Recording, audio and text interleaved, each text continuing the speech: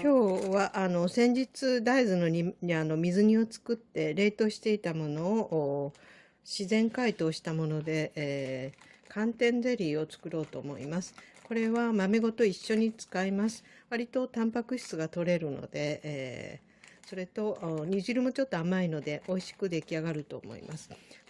で、寒天ゼリー 200g あります。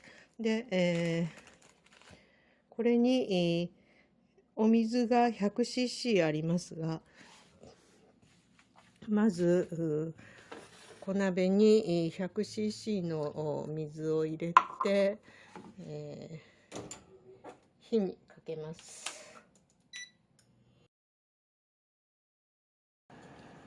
で、グラニュー糖を今日 30g ほど入れます。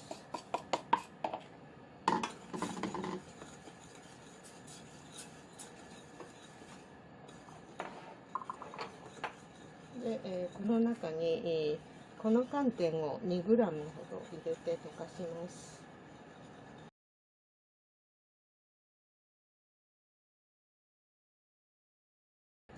溶けましたらちょっと火を止めて、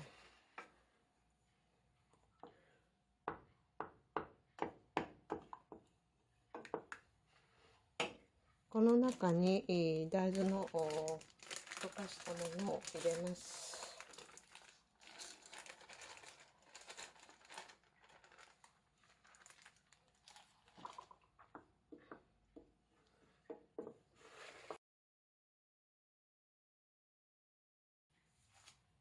こんな状態で、豆もしっかり入ってます。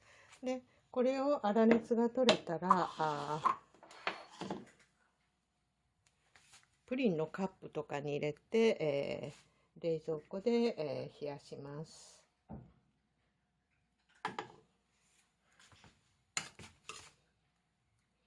このまま入れます。